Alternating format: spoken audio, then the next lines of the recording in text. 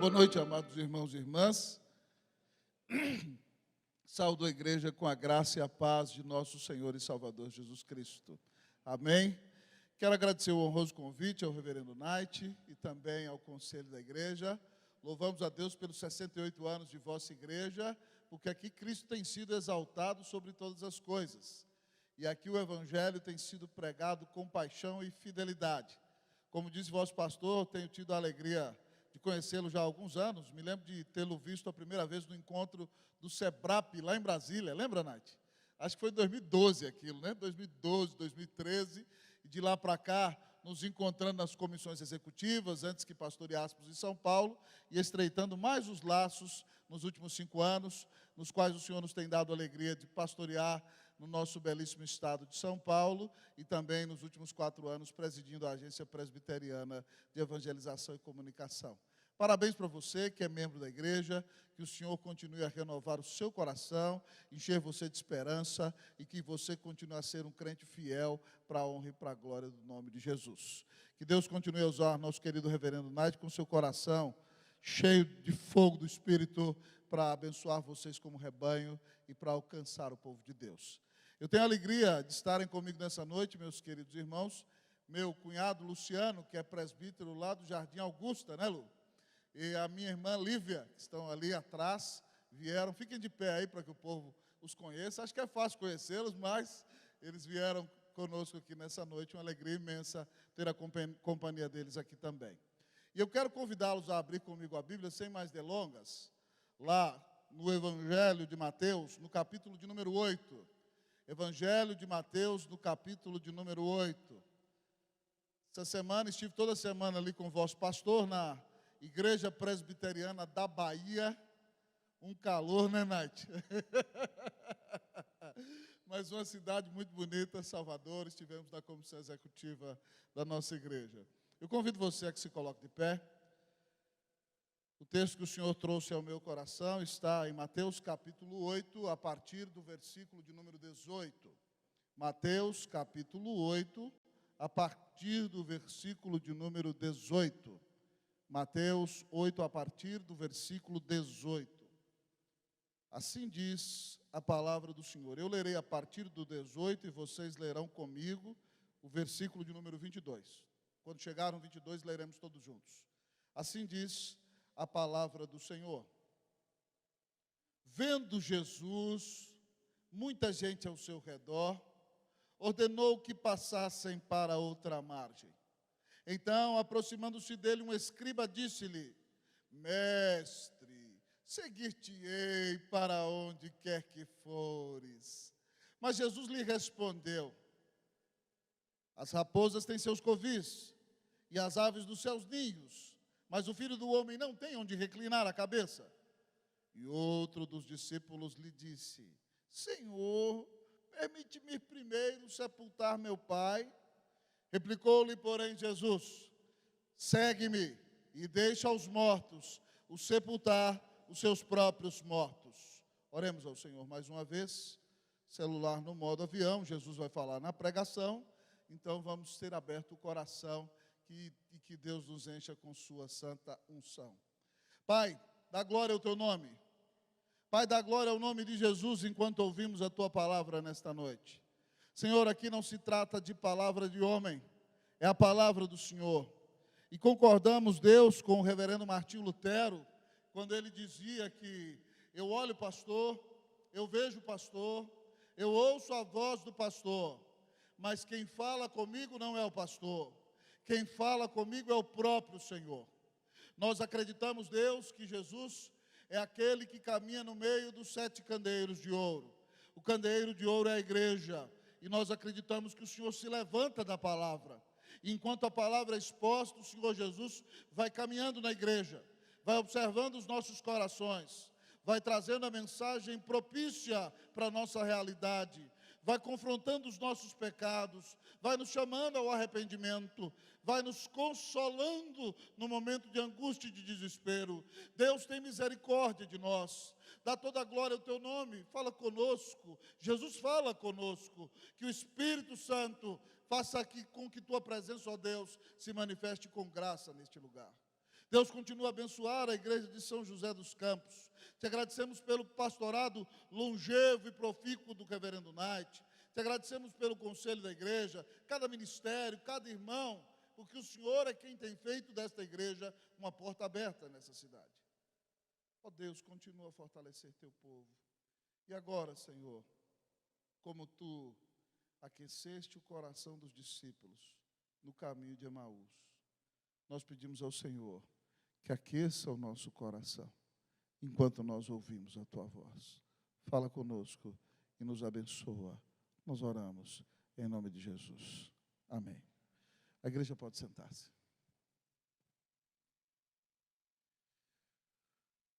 Qual foi o dia mais apoteótico da sua vida? Qual foi o dia no qual o seu coração se encheu de uma alegria inesquecível para você? Qual foi o dia mais marcante da sua existência?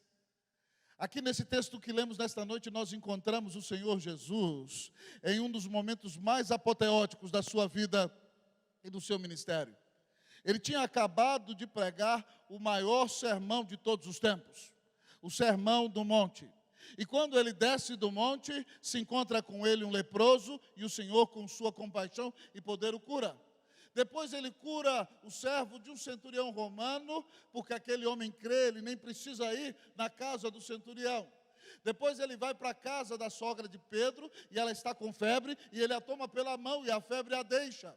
E depois então, de uns momentos na casa de Pedro, talvez fazendo a sua refeição, no fim da tarde, daquele dia da semana, a multidão se juntou ali.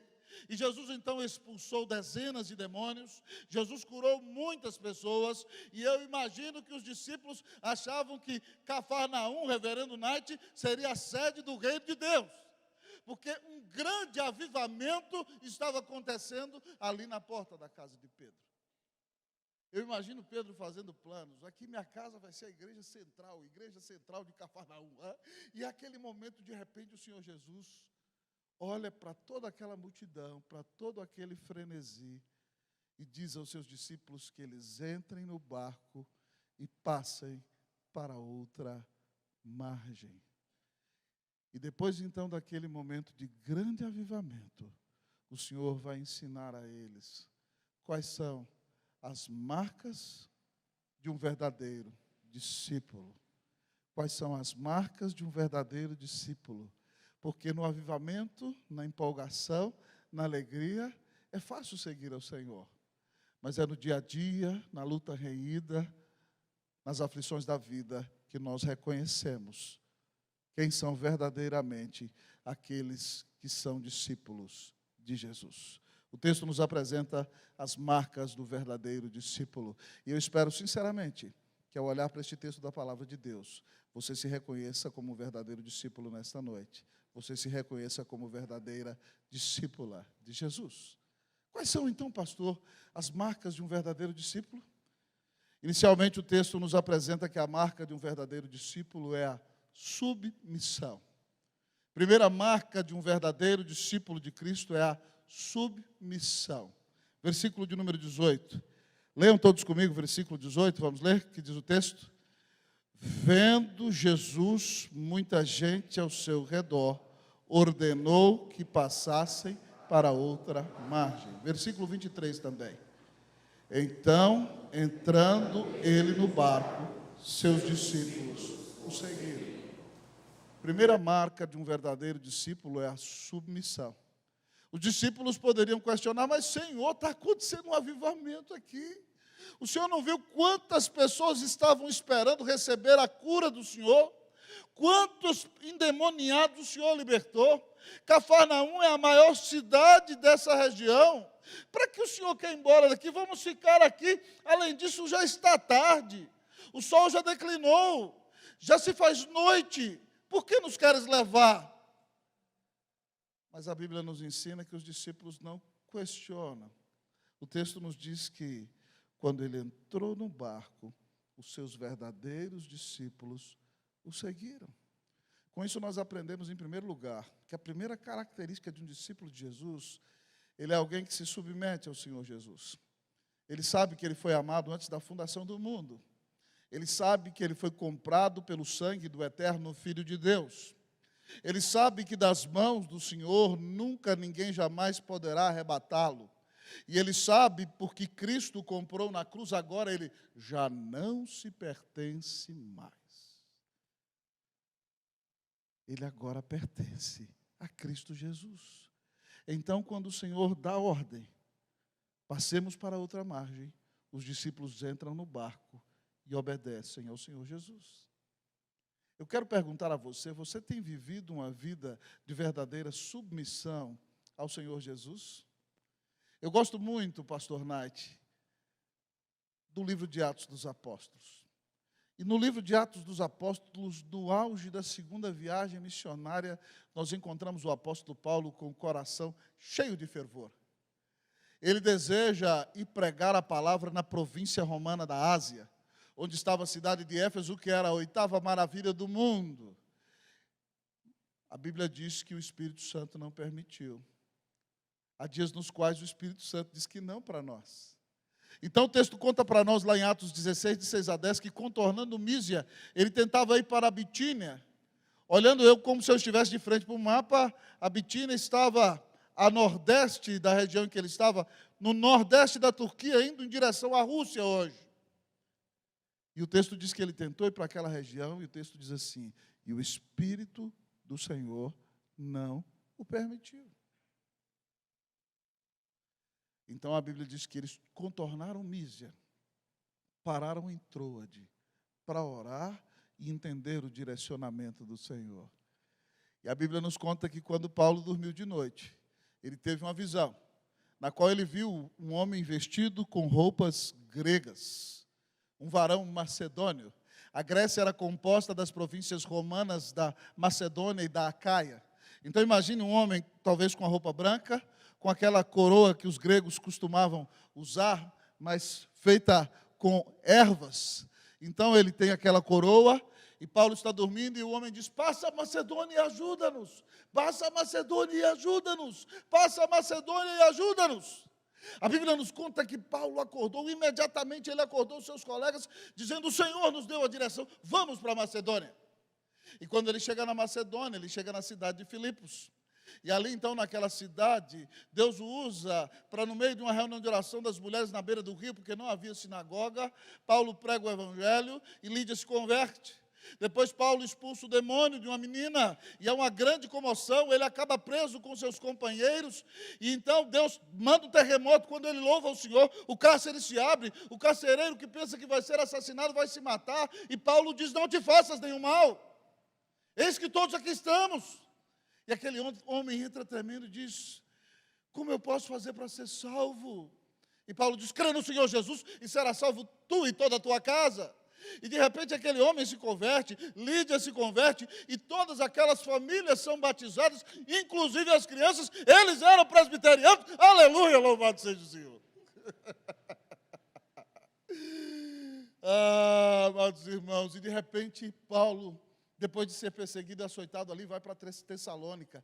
E em 3 fins de semana, Deus manda um grande avivamento. E centenas de pessoas se convertem naquela cidade. Os judeus que antes tinham dado oportunidade para Paulo pregar, ficam com tanta inveja, que quando a sinagoga lota e tem gente do lado de fora, está todo mundo expectante para ouvir a pregação de Paulo, porque ele prega com poder, cheio do Espírito Santo.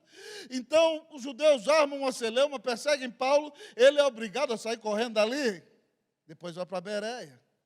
E em Bereia, você encontra judeus mais nobres que os de Tessalônica. Por quê? Porque eles ouvem a palavra com avidez. Eles têm fome de ouvir a palavra de Deus. E eles vão procurar na Escritura para ver se Paulo está falando a verdade mesmo. E depois que eles chegam à conclusão, então eles creem no Senhor.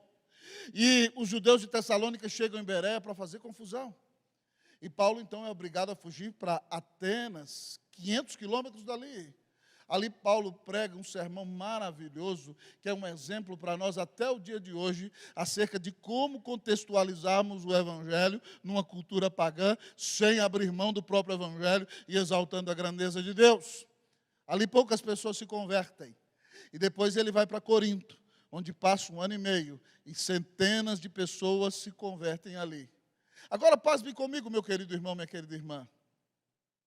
Tudo isso aconteceu porque Deus disse não a Paulo. O não de Deus é melhor do que o sim de qualquer outra pessoa. O não de Deus nos abençoa muito mais do que o sim de qualquer outra pessoa. Porque Deus disse não a Paulo. Hoje você tem na sua Bíblia uma cartinha maravilhosa de Filipenses que enche o nosso coração de alegria.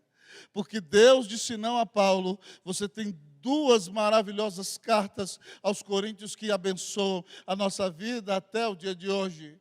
Porque Deus disse não a Paulo, você tem 2 preciosas cartas aos Tessalonicenses e Deus continua falando nestas cartas com você. Às vezes você não entende o não de Deus. Às vezes você não entende porque uma porta se fecha, mas eu gostaria de dizer a você que se Deus te amou, se Cristo te amou, se Ele deu a vida na cruz para pagar os teus pecados, então você não pode ficar exasperado com o não de Deus. Você não pode se deprimir com o não de Deus, porque Deus te ama tremendamente. E o não de Deus é para abençoar você. O projeto dele é abençoar você. Romanos 8,32 diz assim: aquele que não poupou o seu próprio filho, antes por todos nós o entregou, porventura não nos dará graciosamente com ele todas as coisas? Se Deus já deu Jesus por você, Ele vai deixar de cuidar de você no dia da aflição, no dia do desemprego, no dia do Covid, no dia da perda de um familiar? O Senhor está no controle de tudo. Quando eu vinha no carro agora, de São Paulo para cá, eu ouvi o reverendo Josué Rodrigues, lá do Rio de Janeiro, e ele tem uma música maravilhosa que diz assim: portas que se fecham são iguais às que se abrem, se abertas ou fechadas por Deus. Não quero, não espero o que dele não procede. Bem sei que o que prefiro nem sempre é o melhor para mim. Nem sempre, oh não. Talvez o Senhor não deixou que um sonho seu se realizasse. Talvez Ele fechou a porta para você. Talvez Ele levou alguém que você ama. Se você é discípulo, você não vai viver reclamando. Você não vai viver revoltado. Você vai dizer para o Senhor: Senhor, seja feita na minha vida a tua vontade e não a minha. Porque a tua vontade para mim é boa, perfeita e agradável. Você é um discípulo do Senhor? Você tem se submetido à vontade dEle? O seu coração está alegre nele, independentemente da circunstância difícil que você está enfrentando? Primeira marca de um verdadeiro discípulo é submissão. Que o Senhor nos dê um coração quebrantado e humilde, amém, irmãos? Que o Senhor te dê um coração submisso à vontade dEle, em nome de Jesus. Mas talvez você me pergunte nessa noite: pastor, qual será outra marca de um verdadeiro discípulo? Primeira marca de um verdadeiro discípulo é submissão. Mas no nosso texto, a segunda marca de um verdadeiro discípulo é a renúncia. Segunda marca de um verdadeiro discípulo é a renúncia. Vamos ler, queridos irmãos e irmãs, versículo de número 19 e 20. Eu lerei o 19 e a igreja o 20. Assim diz a palavra do Senhor.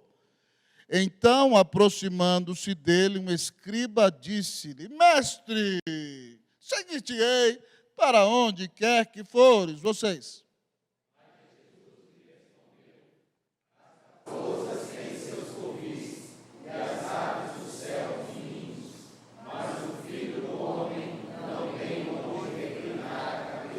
Eu fico imaginando os discípulos coçando a cabeça assim, fala: meu Deus do céu, logo agora que chegou um cidadão melhorzinho para melhorar o nível do nosso time, Jesus faz um negócio desse com ele.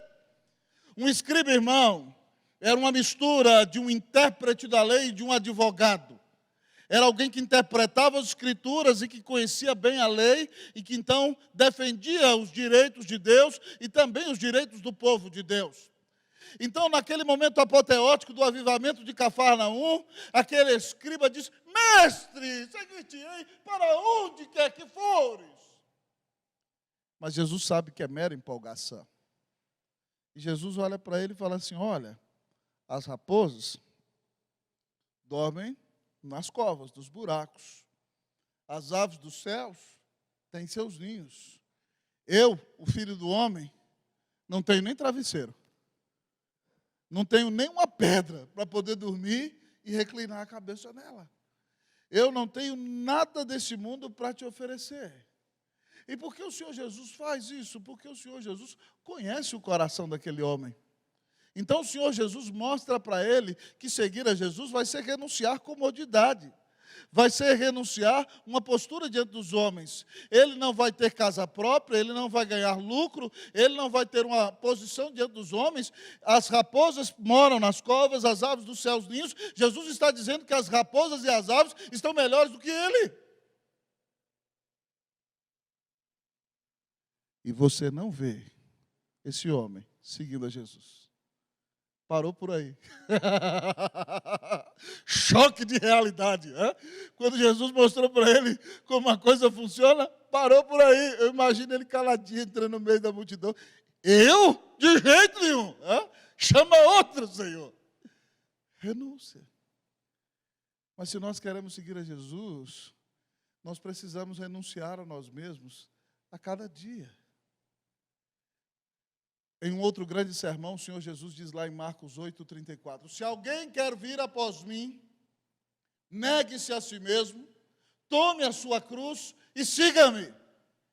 Se alguém quer vir após mim, negue-se a si mesmo, tome a sua cruz e siga-me. Seguir a Jesus, amado irmão, querida irmã, está disposto a renunciar a si mesmo. Negarmos-nos a nós mesmos, tomar a nossa cruz, estarmos dispostos a sofrer por causa do nome do nosso Senhor e seguir os seus passos para onde Ele nos levar. Ah, querido amigo irmão, um verdadeiro discípulo é aquele que morre para si todos os dias, para viver para Cristo Jesus, todos os dias da sua vida. Há um missionário na história da igreja que eu admiro muito, que foi o missionário Jim Elliot. Ele estudou no Instituto Moody, na cidade de Chicago. Numa época que houve um grande avivamento no Eton College, também naquela região ali do Illinois. E ele, com muitos amigos, jovens recém-casados, vieram dedicar a sua vida entre os índios Auca, no Equador, na década de 50. Aquela era uma tribo não alcançada. Pessoas de pele branca não tinham contato com eles, porque eles eram considerados indígenas muito violentos. Mas aqueles jovens oraram a Deus, consagraram as suas vidas e vieram para o Equador. E começaram contato com aqueles indígenas. Mas, de repente, um indígena fez algo errado. E não se aceitava que alguém engravidasse uma moça que não fosse sua esposa. E o indígena engravidou uma moça e colocou a culpa nos missionários. E quando ele coloca a culpa nos missionários, um dia os missionários davam presentes para os indígenas, estabeleciam contatos, os indígenas armaram uma tocaia e mataram todos os missionários. As mulheres daqueles missionários, queridos irmãos, queridas irmãs, no lugar de ir embora, ficaram na tribo algum tempo. E dando testemunho, algumas delas permaneceram ali pregando o evangelho. E depois disso tudo, Deus operou de maneira poderosa naquela tribo e centenas de pessoas vieram a converter-se. Inclusive, um dos filhos dos missionários foi aos Estados Unidos. Quando voltou, veio pregar o evangelho e estava batizando pessoas. E um dos indígenas disse a ele: eu fui o homem que matou seu pai, no momento de grande dificuldade. Mas quando Jim Elliot foi para aquela tribo, ele tinha convite para ser pastor em grandes igrejas dos Estados Unidos. E uma grande igreja escreveu para ele: o que você está fazendo aí no meio do Equador, no meio dessa tribo? Nós temos jovens aqui, você é um pregador inteligente. Nós queremos que você venha ser pastor de jovens na nossa grande igreja. Abra mão de tudo isso. O nosso país precisa de ouvir o Evangelho. Você é um homem com o coração apaixonado por Jesus. Venha nos ajudar. Então, Eliot, em uma de suas cartas, responde àqueles irmãos que não o atrapalhassem e não enfraquecessem o chamado no seu coração. E ele então diz uma frase maravilhosa que ficou marcada para a história da igreja.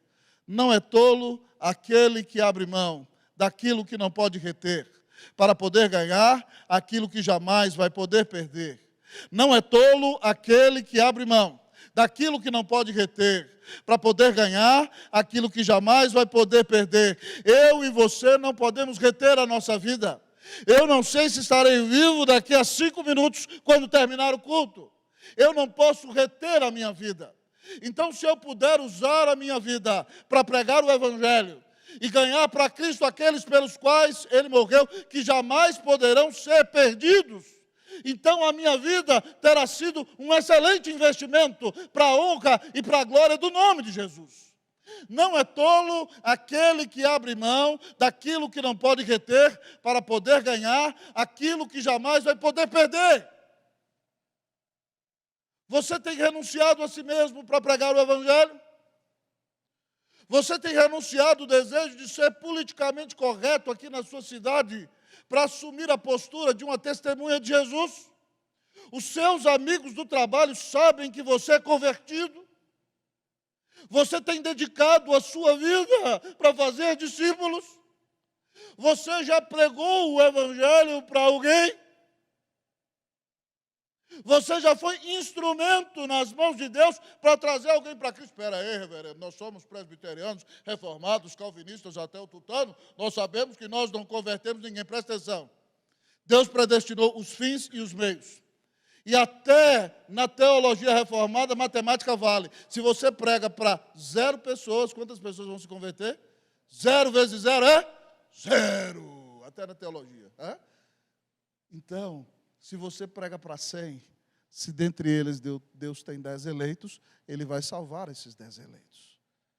Agora é impressionante que você seja um cristão, se diga alguém salvo, e existam pessoas próximas a você que não sabem como ser perdoadas de seus pecados, que não sabem como podem receber a salvação, que não sabem que Jesus é o caminho, a verdade e a vida.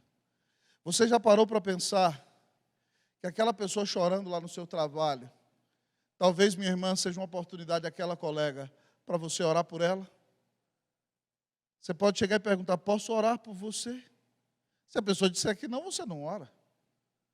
Você já parou para pensar que aquele companheiro seu que está enfrentando uma grande depressão, pastor, mas eu não posso pregar no trabalho, mas fora do trabalho você pode.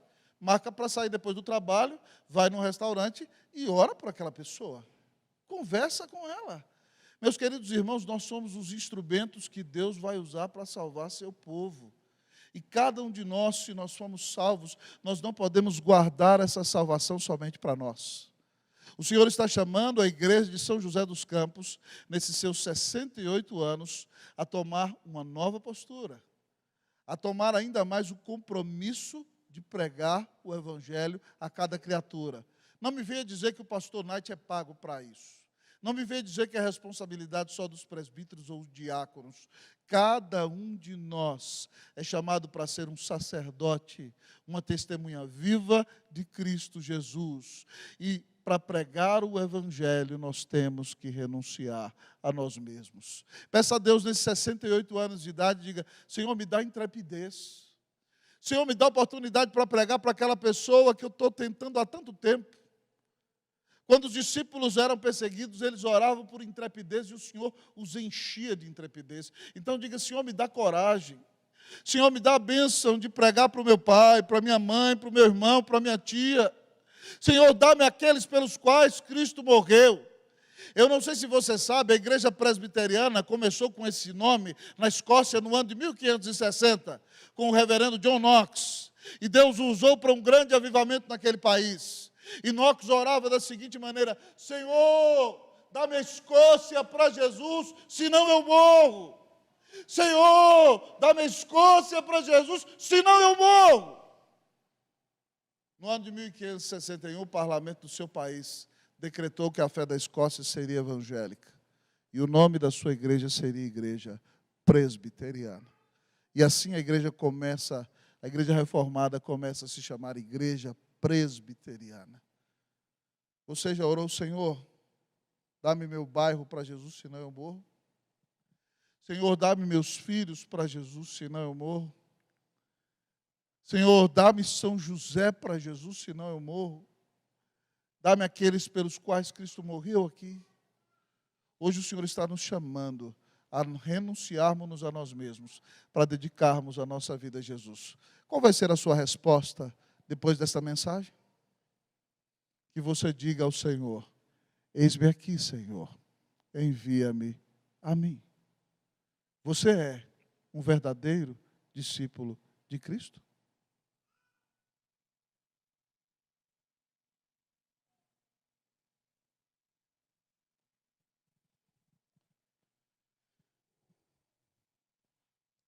Mas talvez você me pergunte: pastor, qual será a última marca de um verdadeiro discípulo?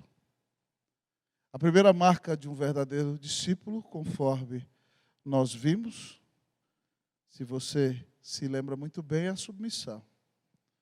A segunda marca de um verdadeiro discípulo é a renúncia. Mas qual será a terceira marca de um verdadeiro discípulo?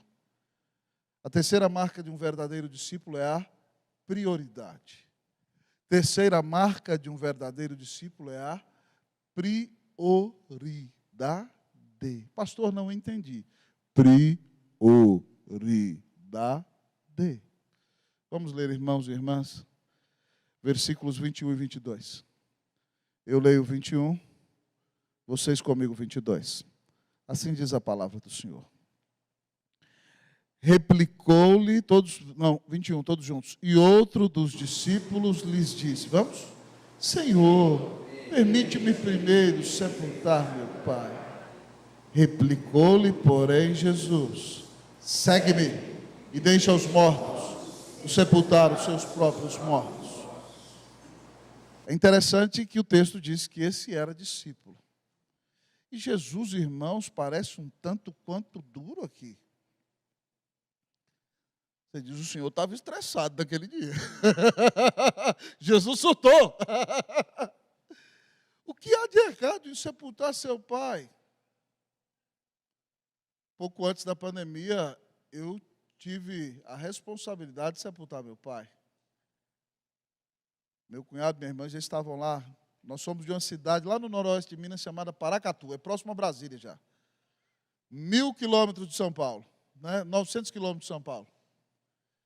E no dia em que meu pai morreu, uma viagem que aí de 11 horas, eu fiz em 9 horas. Eu entrei dentro do carro, cheguei lá antes do sepultamento, preguei, e com a alma dilacerada, eu enterrei meu pai. Um dos dias mais difíceis da minha vida. Mas é natural que nós sepultemos nossos pais. O que está passando pela cabeça de Jesus de proibir o moço de sepultar seu próprio pai? Nós não sabemos, irmãos, em primeiro lugar, se o pai dele já tinha morrido. O texto não responde que sim nem que não. Alguns comentaristas acham que ele está dizendo, Senhor, vai indo aí na frente, depois que meu pai morrer, eu sepultar, aí eu vou atrás do Senhor. Mas nós não temos evidência de que seja assim. Tanto pode ser uma coisa como pode ser outra. E se Jesus está dizendo a ele diz, Senhor, eu quero sepultar meu pai, eu acredito que seja isso, porque Jesus está entrando no barco naquele momento. E talvez o homem desesperado, o pai morreu, tinha tido velório naquele dia, ele foi ouvir Jesus pregar uma palavra para consolar o coração dele, e ele chama os discípulos, e aí o homem diz, Senhor, tem que sepultar meu pai primeiro. Jesus, deixe os mortos os sepultar os seus próprios mortos. Você, porém, vem e segue-me. O texto diz que ele era discípulo. E aí o versículo 23 diz que os discípulos entraram no barco e o seguiram. Aquele homem não foi no sepultamento do seu pai. Pastor, que radical. O que Jesus quer ensinar para mim e para você com isso? Ele quer ensinar para mim e para você que quando nós somos discípulos dele, isso exige de nós prioridade absoluta. Ele diz lá em Lucas 14 que todo aquele que vem até ele e ama mais pai, mãe, mulher, filhos, filhas, irmãos, irmãs, não é digno dele. Jesus está dizendo que ele tem que ser a primeira pessoa na nossa vida. E ele está dizendo que ele não divide na nossa vida o lugar dele com ninguém. Ele tem que ser prioridade absoluta. Ele nos dá todas as bênçãos. Nos dá esposa, nos dá filhos, nos dá irmãos amigos, nos dá um pastor maravilhoso, mas nós não podemos colocar nem a esposa, nem os filhos, nem os amigos, nem o pastor no lugar do Senhor Jesus. Porque Ele morreu por nós. Ele não aceita que nós tenhamos outros deuses diante dEle. E João Calvino, irmãos e irmãs, dizia que o nosso coração é uma fábrica de ídolos. E muitas vezes nós pegamos as bênçãos que Deus dá e, sem perceber, nós as colocamos no lugar do Senhor. E de repente você está idolatrando o seu marido. E aí das duas, uma, ou você beija o chão que ele pisa e não vê nada de errado que ele faz, e às vezes ele precisa ser exortado sabiamente, ainda que a irmã respeite a sua liderança, por coisas erradas que ele faz. Ou você beija o chão que ele pisa, ou você fica louca se ele erra, porque você o considera um Deus, e Deus não pode falhar. E na hora em que ele falha, você surta. Às vezes nós colocamos os filhos no lugar de Deus. E quando nós colocamos os filhos no lugar de Deus, nós colocamos uma pressão violenta sobre eles. Eu me lembro de haver lido um livro maravilhoso que recomendo a você, Deuses Falsos, do reverendo Timothy Keller. E ele conta a história de uma amiga sua que tentava ter filhos durante muito tempo e não conseguia, e conseguiu ser mãe já nos 45 anos de idade, já no segundo tempo da vida. Então ela tinha uma grande expectativa de que seus filhos fossem perfeitos. E ela colocou tanta pressão, tanta pressão, tanta pressão sobre a vida daqueles meninos. Eles tinham que ser os melhores alunos, eles tinham que ser os melhores músicos, eles tinham que ser o melhor em tudo. E eles, então, colapsaram diante da pressão. Um deles saiu de casa e nunca mais quis olhar para ela. E outro se tornou tão apagado que se tornou um drogado, um homem sem expressão, sem força nenhuma. Porque ela quis que os seus filhos fossem perfeitos. Ela fez dos seus filhos seus deuses. Meus irmãos, nós não podemos idolatrar nada nem ninguém, porque Jesus não vai aceitar que nós coloquemos na nossa vida nada no lugar do Senhor. Reverendo Knight, você sabe que eu fui missionário no Chile 7 anos. E no ano de 2003, Deus estava abençoando muito o nosso ministério ali, irmãos. Eu fui o primeiro da EPB a ir na última geração de pastores brasileiros que foram para a igreja do Chile. E Deus nos deu verdadeiramente um despertar espiritual ali. Houve uma época em que nós chegamos a ser 10 famílias. E Deus abençoou o nosso pastorado, a igreja cresceu, nós derrubamos uma vez, derrubamos segunda vez, e Deus converteu muita gente. E as igrejas chilenas começaram a querer pastores brasileiros, nós indicamos vários. Resultado, em 7 anos, nós organizamos um seminário, formamos 15 pastores chilenos, plantamos 6 novas igrejas, revitalizamos outras 6, e uma igreja que vinha perdendo membros durante muito tempo, em 7 anos recebeu aproximadamente 800 membros. Foi um tempo de visitação de Deus. No ano de 2003, minha esposa ficou grávida pela primeira vez. Eu era um jovem pastor. E como ela ficou grávida, a gravidez era de risco, o doutor disse que ela não podia ir para o Congresso Nacional de Jovens do Chile. A igreja chilena tem um acampamento na praia belíssimo, fica perto da casa de Pablo Neruda, se você já foi no Chile. Então, naquele litoral maravilhoso, a igreja tem um acampamento, tem um templo dos mais lindos que eu já vi. Minha esposa não pôde ir para o Congresso Nacional de Jovens, eu era um dos preletores, fui sozinho. Ela teve que ficar em casa. E eu, jovem pastor, amava a juventude, toda a mocidade da minha igreja estava lá, pastores amigos, colegas, brincando, dando risada, eu ia pregar à noite. E eu fui para o meu quarto, deitei no meu quarto, na cama, e comecei a agradecer a Deus, dizendo: Deus, obrigado, porque eu sou um cara muito abençoado. O Senhor me tirou do meu país, eu sou um pastor jovem, Minha igreja já cresceu uma vez, já derrubamos, já cresceu de novo. Agora o Senhor abençoou o nosso ministério. Eu estou com 24 anos de idade, o Senhor está me fazendo liderar pastores de 50 anos de idade. E o Senhor nos deu a bênção de formar um seminário, nós estamos formando pastores no Chile, nós estamos plantando novas igrejas, e comecei a agradecer. Além disso, o Senhor me deu a bênção de casar com uma linda mulher que eu amo, e agora ela está grávida, eu vou ser pai. Obrigado, Deus, por tudo isso. E de repente, irmãos, ali naquele quarto, o Senhor me visitou com uma convicção de pecado tão grande. E não me pergunte como, eu sou reformado e creio que Deus fala nas Escrituras. Mas eu não posso amordaçar Deus na sua providência, nem o seu Santo Espírito. De repente, eu no meio daquela oração, o Senhor me trouxe à mente a seguinte questão: se Deus tirasse a igreja que eu era pastor, eu continuaria agradecendo? Se Deus tirasse o seminário, eu continuaria agradecendo? Se Deus tirasse as conferências de norte a sul do Chile, eu continuaria agradecendo? Se Deus tirasse a liderança da equipe de pastores brasileiros, eu continuaria agradecendo? Se Deus tirasse o nosso bebê, eu continuaria agradecendo? Se Deus tirasse a minha voz, porque Ele me chamou para pregar. Se Deus tirasse a minha esposa, irmãos, eu caí de joelho e comecei a pedir perdão. O Senhor visitou aquele quarto. Eu falei: Senhor, me perdoa, porque eu não tenho que amar o Senhor pelas coisas que o Senhor me dá. Eu tenho que amar o Senhor porque o Senhor me amou e deu Cristo Jesus na cruz por mim. Irmãos, a situação foi tão quebrantadora que parece que eu tinha a percepção que Deus ia tirar tudo de mim naquele momento. E eu disse ao Senhor naquele momento em oração, falei: Senhor, se o Senhor tirar tudo, eu vou continuar amando o Senhor. Chorando, eu falei assim: Senhor, se o Senhor tirar minha voz, eu vou ser um desempregado, porque eu sou sem empregar, Senhor. Então não sei o que eu vou fazer. E se o Senhor tirar minha esposa, eu vou ficar muito triste, ela é minha vida. O Senhor não tira ela, não.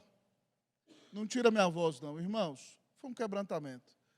Naquela noite, para a glória de Deus, o Senhor visitou o acampamento, nós pregamos, terminamos de pregar, para a glória de Deus, 200 jovens foram para frente, sem que eu fizesse apelo. Se ajoelharam, e Deus visitou aquele acampamento. Depois nós terminamos, pastores orando, saímos dali, eles ficaram louvando até 2 horas da manhã. Deus manifestou a graça dele naquele lugar. Semana seguinte eu cheguei em Santiago. O Senhor levou o nosso bebê. Foi muito duro para mim. Só 1 ano e meio depois nasceu o meu filho Davi, que agora tem 17 anos. E há um tempo atrás eu estava pensando, Deus me tirou de lá, me tirou do seminário, me tirou aquele bebê, me tirou tudo aquilo. E eu continuo servindo a Jesus hoje. Graças a Deus Ele não me tirou a esposa nem a voz. Aleluia. Louvado seja o nome do Senhor.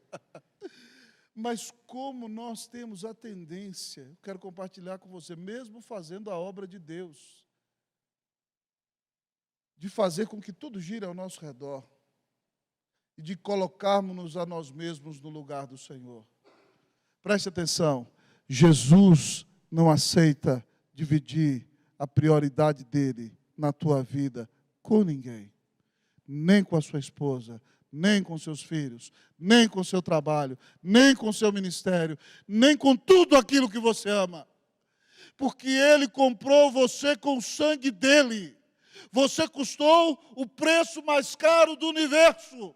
Ele deu a vida na cruz por você. Nunca ninguém te amou como Jesus te ama. Então, em nome de Jesus, se existe alguém ou alguma coisa ocupando o lugar do Senhor na sua vida, nessa noite, arrependa-se. Peça perdão ao Senhor. Diga: Senhor, se Tu o maior amor da minha vida, perdoa a minha idolatria, perdoa o meu pecado. Eu quero que Tu sejas a minha prioridade, o meu maior amor. Que essa noite seja uma noite de confissão de pecados para você. Que essa noite seja uma noite em que você consagre novamente a sua vida a Jesus. Que você diga, como Calvino dizia, no seu brasão e no seu lema: o meu coração te ofereço, ó Senhor, pronta e sinceramente. O meu coração te ofereço, ó Senhor, pronta e sinceramente. Ao ouvir esta mensagem, você tem sido um verdadeiro discípulo de Cristo? Você tem se submetido à palavra do Senhor em todas as áreas da sua vida? Você tem renunciado a si mesmo? Você tem feito de Jesus a sua prioridade? As marcas de um verdadeiro discípulo são renúncia, submissão e prioridade. Vamos mudar a ordem. Submissão, renúncia e prioridade. Essas marcas são perceptíveis na sua vida. Minha sincera oração, Pastor Knight, amados irmãos e irmãs, é que neste aniversário da igreja, cada um de nós se comprometa a ser um verdadeiro discípulo de Jesus. Que Deus te dê um coração submisso, que você renuncie a si mesmo, que você faça do Senhor a sua primeira prioridade. Amanhã cedo, antes de ir para o trabalho, levante de manhã, dobre os seus joelhos, leia a sua Bíblia e consagre a sua vida ao Senhor todos os dias da sua existência. Que Deus te abençoe ricamente, em nome de Jesus. Amém. Vamos orar. Eu quero convidar você que ouviu essa mensagem e disse, pastor, eu quero ser um verdadeiro discípulo. Posso orar pelo povo, pastorzão? Eu quero ser um verdadeiro discípulo. Eu preciso submeter minha vida ao Senhor. Eu preciso renunciar a mim mesmo.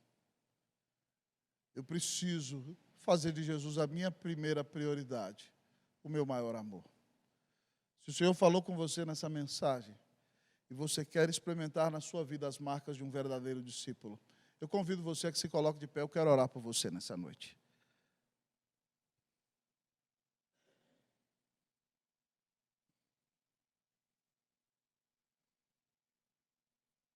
Que Deus nos abençoe. Amado Pai, nós nos humilhamos diante de Ti, ó Deus, nessa noite. Queremos pedir perdão ao Senhor por todas as vezes quantas nós não priorizamos ao Senhor. Nós não buscamos ao Senhor em primeiro lugar. E muito obrigado, Deus, porque o Senhor nos ama tanto que o Senhor não nos deixa entregues à nossa própria sorte. Mas o Senhor vem ao nosso encontro. E se nós não nos submetemos, o Senhor nos disciplina. Se nós não renunciamos, o Senhor mostra o quanto o Senhor renunciou por nós. Se nós estamos colocando qualquer outra coisa no lugar de Deus, de repente o Senhor vem e balança a nossa árvore e até tira o que nós estamos colocando no teu lugar, para que nós entendamos que a maior bênção que nós temos é Jesus. O maior privilégio que nós temos é relacionarmos com Cristo Jesus. O grande chamado do Senhor para nós é que nós sejamos verdadeiros discípulos de Jesus. Deus, eu quero continuar aqui em oração pelo reverendo Knight, pelo conselho da tua igreja, pela junta diaconal, por cada crente, por cada ministério da igreja aqui de São José. Pai, eu quero te pedir que a igreja presbiteriana de São José dos Campos seja reconhecida como a igreja em que há verdadeiros discípulos de Cristo. Pai, eu quero orar por esses irmãos e irmãs que, tocados pela palavra, se puseram de pé. Juntamente com eles, eu peço para mim e para eles um coração quebrantado e humilde, ó Deus, em nome de Jesus, que se submete alegremente à tua vontade. Ó Deus, nos ajuda a renunciarmos a nós mesmos. Renunciar, Deus, ó Pai, tranquilidade, comodidade, uma posição tranquila diante dos colegas, para não sermos mal vistos como retrógrados, crentes, radicais. Dá-nos um coração que renuncia tudo por causa de Jesus, que renunciou tudo por causa de nós. Ó Deus, mas deixa que Jesus seja a nossa primeira prioridade. Deixa-nos amar nossa esposa, nossos filhos, as irmãs, seus maridos, seus filhos. Amar as bênçãos que o Senhor nos dá, mas sem jamais colocá-las no lugar do Senhor. Porque o Senhor é tudo para nós. O Senhor Jesus nos amou e deu sua vida na cruz para nos salvar. Pai, muito obrigado, porque o Senhor falou conosco nesta noite. Impacta a nossa vida, transforma o nosso coração. Faz de nós verdadeiros discípulos, verdadeiras discípulas de Cristo Jesus. Essa é a nossa oração, Deus, em nome de Jesus. Amém.